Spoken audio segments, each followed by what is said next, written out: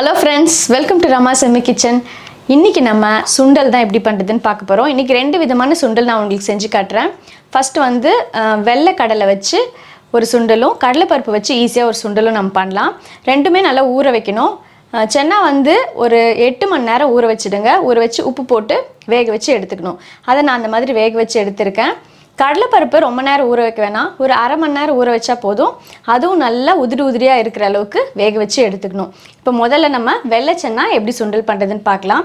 அதுக்கு ஒரு சுண்டலுக்குன்னு ஒரு பொடி இருக்கு. ரொம்ப ஃப்ளேவர்ஃபுல்லா இருக்கும், ரொம்ப டேஸ்டா இருக்கும். அதை ஃபர்ஸ்ட் இப்போ நம்ம வறுத்து அரைச்சிக்கலாம்.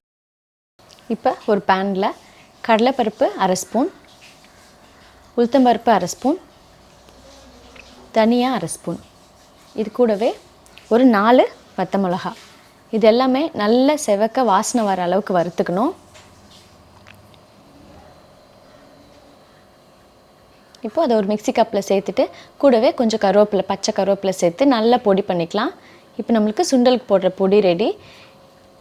அதே பேனில் 1 ஸ்பூன் எண்ணெய் விட்டுக்கலாம். தாளிக்க ஒரு 1/4 டீஸ்பூன் கடுகு,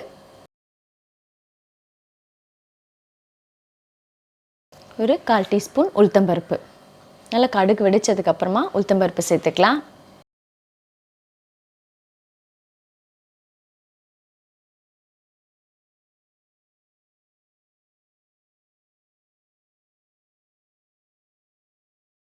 இப்போ ஒரே ஒரு வத்த மிளகா, உளுத்தம்பருப்பு செவந்ததுக்கப்புறமா ஒரே ஒரு மிளகா, கூடவே ஒரு பிஞ்ச் பெருங்காய பொடி,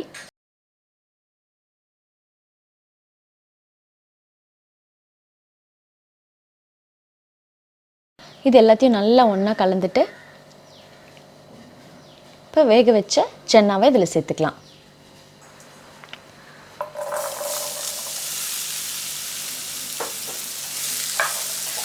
சென்னா சேர்த்துட்டு நல்லா ஒன்றா கலந்து விட்டுடலாம்.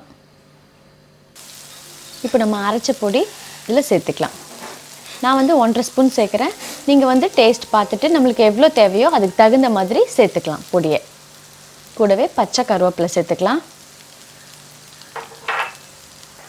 இது எல்லாத்தையும் நல்லா ஒரு வாட்டி கலந்துடலாம்.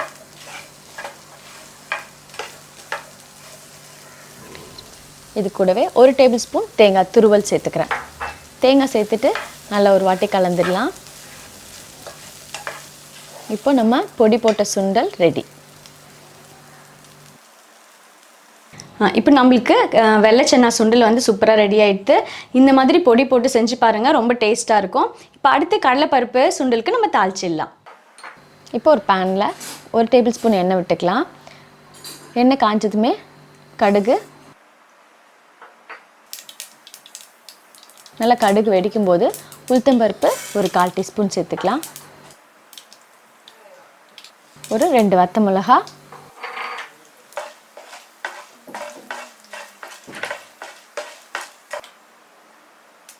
கொஞ்சம் பெருங்காய பொடி,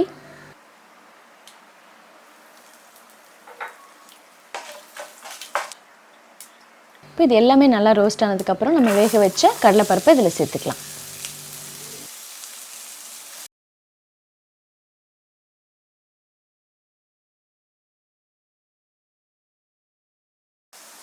எல்லாத்தையும் சேர்த்து நல்லா கலந்துட்டு கருவேப்பிலை சேர்த்துக்கலாம்.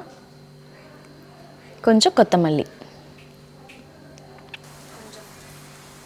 இது கூடவே ஒரு 1/4 டீஸ்பூன் மிளகுத்தூள். கடலைப்பருப்பு சுண்டலுக்கு மிளகுத்தூள் சேர்த்து பாருங்கள், நல்ல டேஸ்ட்டாக இருக்கும். இது எல்லாத்தையும் சேர்த்து நல்லா ஒன்றா கலந்துட்டு 1 ஸ்பூன் அளவுக்கு எலுமிச்சப்பழ ஜூஸ் அதையும் சேர்த்துட்டு எல்லாத்தையும் நல்லா ஒன்றா கலந்துடலாம். இந்த ஃப்ளேவரில் கடலைப்பருப்பு சுண்டல் ரொம்பவே அருமையாக இருக்கும்.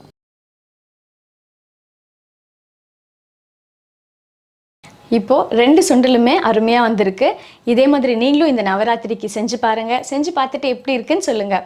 அடுத்த ஒரு சூப்பரான டிஷ்ல நான் உங்களை சந்திக்கிறேன். பாய்.